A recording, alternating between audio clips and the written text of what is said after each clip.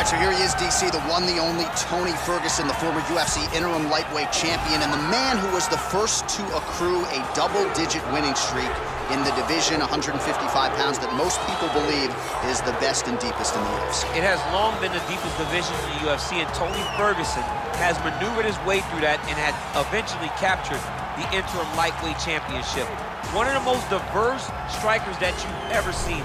I mean, the elbow he hit against Josh Thompson to split him open was unbelievable. And couple that with the college wrestling background, and every time you step into the octagon with Fергüson, you know you're going to have your hands full. From him walking to the octagon, dancing, to getting in there and being so free-flowing, Toni Fергüson is one of the best fighters on the UFC's roster. He really thrives under the bright lights. He is a finisher of the highest order. His training habits are truly the stuff of legend. Eddie Bravo talks about this guy training for 6 hours straight. Probably ill-advised for most fighters, but El Cucuy can do it. He can do it. All right, so here he is, one of the better offensive takedown guys we have in the UFC, DC. And if anyone is well-equipped to speak to this, it is you.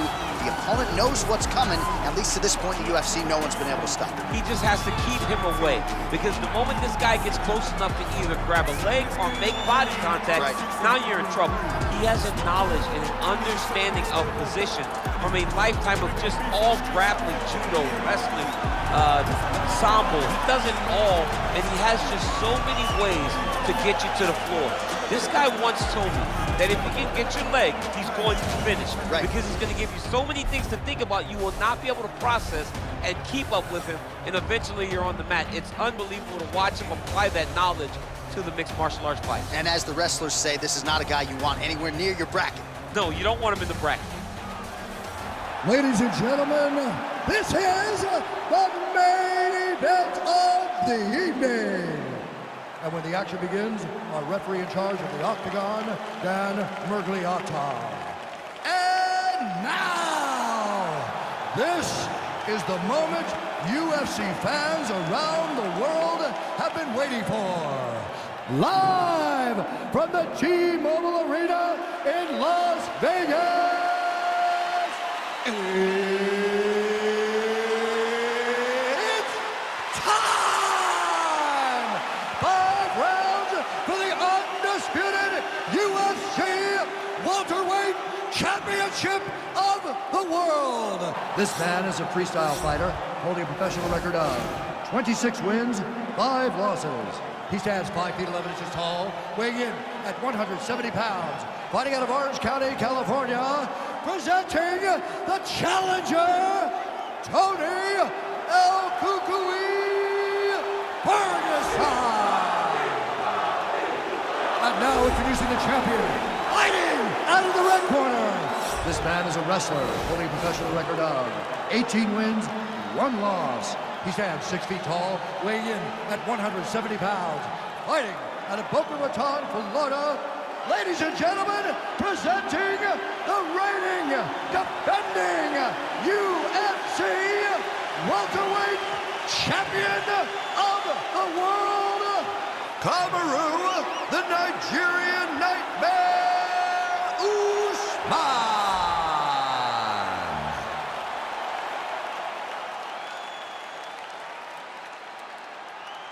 All right, this is for the UFC Championship. I want you to obey my commands at all times, protect yourself at all times. I want a nice, clean, safe fight. Touch gloves, back your corners, come out fight.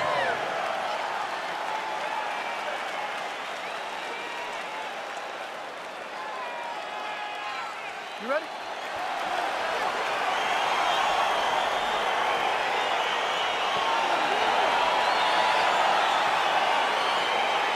Well, for all the places we go in the world, few can hold up to this one. Good evening from T-Mobile Arena here in Las Vegas, Nevada. Opened April of 2016.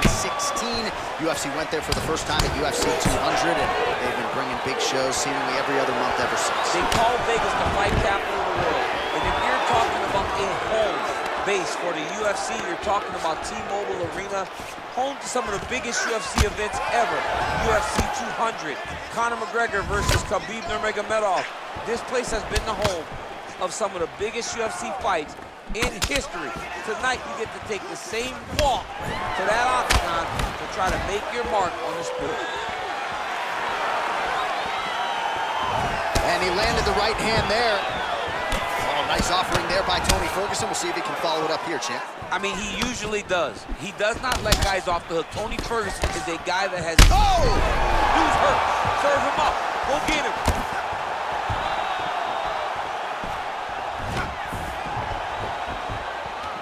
Takedown defense holds up. Just over. Oh, and even roll right into a heel hook attempt, or so it appeared tonight. Let's see if he can close the show from here.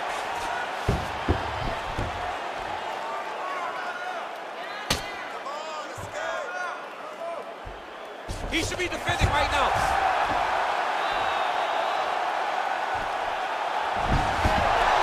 Not tapping out tonight. Oh, this is where you don't want to be, though. All right, well, both fighters pretty comfortable on the ground, DC, but you got to be very careful hanging out here for too long if you're his opponent. Well, there are few things more fun to watch in mixed martial arts than these type of transitions and scrambles on the ground. High-level grappling can really be entertaining. Oh, man, this ground and pound is good. Probably my favorite striking realm in MMA, and he's as good as it gets. The problem is his opponent is not controlling his posture. He's allowing his opponent to get up, and when he does, it creates distance and space to land these beautiful ground and pound combinations. Well, as usual, suffocating work from the top here by Kamara Usman. He's putting him in exactly the positions he needs to be in right now. He's able to relax here, and he understands, being a veteran of so many fights, that as long as he's on top, he's winning. He feels like he's winning here. Oh, reversal here, DC. What a way to switch the position. Fantastic movement by the bottom fighter. All right, so you got to be careful playing on the ground with this guy. You don't want to mess around for too long. Man, how fun is this to watch as he continues to dole out damage with the ground and pound. Take it back to the days of guys like Mark Coleman, just beating people up in the ground and pound. This guy is a throwback fighter. It's very fun to watch. Yeah, the Godfather would be proud. All right, so there's the end of the round, and on one side, thrill, on the other, agony after that knockdown. Yeah, he was able to really damage him with that big punch. You see the hands, the speed, how sharp he is, how technical he is. It allows him to land in spots where his opponent is winging punches. Great strike landed, great punch landed to put his opponent down. Take a deep breath. Here's some water. Drink, relax. All right, good? Okay, so we probably lost that round. All right, 5 minutes in the can. Here we go now with round 2. Kamara Usman versus El Cucuy, Tony Ferguson. Look at how he turns his hip into that leg kick. All right, well, he's landed some good shots tonight, but there's no three-piece, there's no... Wow. There you go. There you go.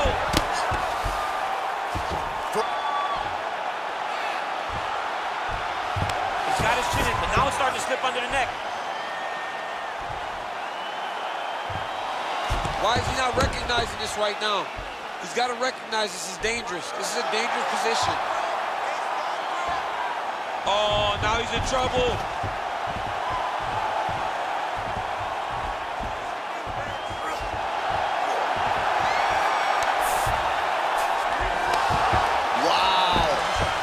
Side control now, and certainly I would think more offensive options for the bottom fighter than in the half guards. Absolutely more offensive options, because now you can just start to get away. You can just go to a wrestler stand-up. Get to your knees, post your hands, don't allow him to get his hooks in, right? Really be aware of the hooks. But get to your hand, stand up, fight the hands, break away and escape.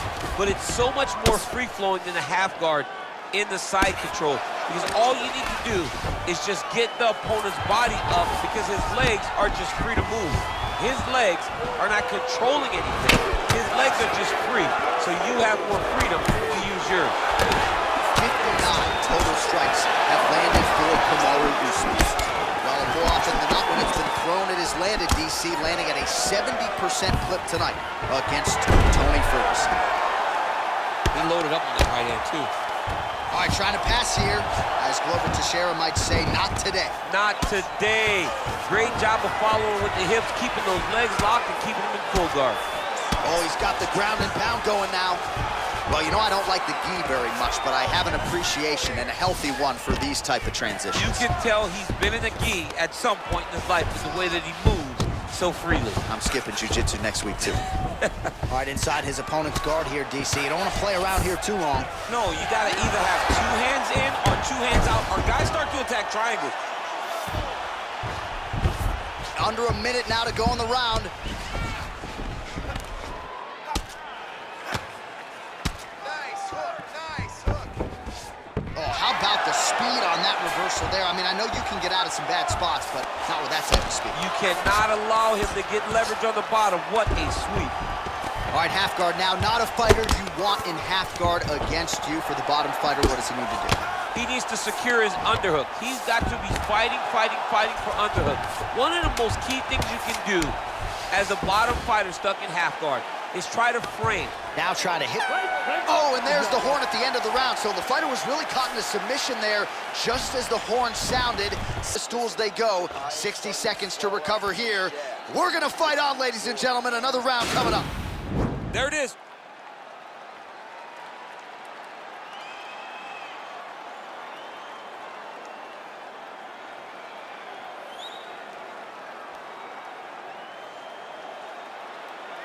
All right, so perhaps a little frustration creeping in as our next round gets underway. Very close to submitting his opponent in the previous round, but was unable to do so. Wasn't able to do it, but he was so very close. He was trying to put himself back in that position, and maybe this time he gets the finish he wants so bad.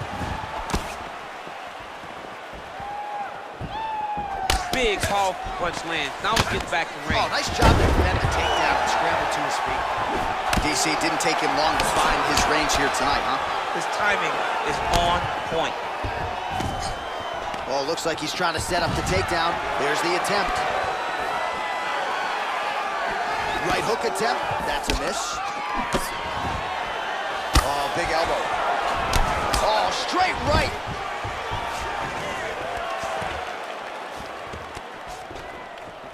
Battling for hooks. Oh, collar tie. 76 total strikes have landed for Kamara Usman. Oh! Oh, he's hurt bad. He's hurt bad, John. He's got to press him. He's got to go chase that finish down now. Just over 3 minutes to go in round 3. Oh, and he lands another takedown here, just doing a nice job not telegraphing his shot. Clean entries. The Olympian's got to like what he sees. I mean, over and over, he gets to the legs before his opponent reacts. By beating him on the entry, now it's up to the opponent to keep up. But this guy's playing chess. His opponent's playing checkers. He's playing chess. He can't keep up. Once he gets to his legs, he's got to beat him defensively before he gets his hands locked around his legs or his body. All right, it's a good ground and pound by him here, certainly staying busy, and not just busy, but effective. You can just throw punches to keep the referee off you. Now trying to hip escape. He's just trying to move out of this position off the bottom.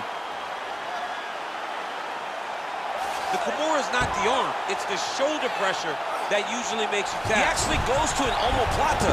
Great pressure going forward by the top fighter now. You can certainly count on one hand the number of omoplatas that have been executed in the octagon. And there it is!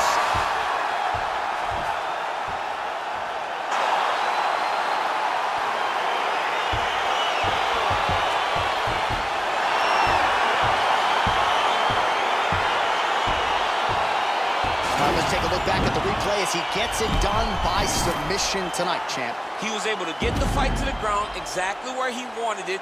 Eventually, his opponent gave him an opportunity to get a submission. He did that, and he should be very proud of the work he did tonight in the octagon.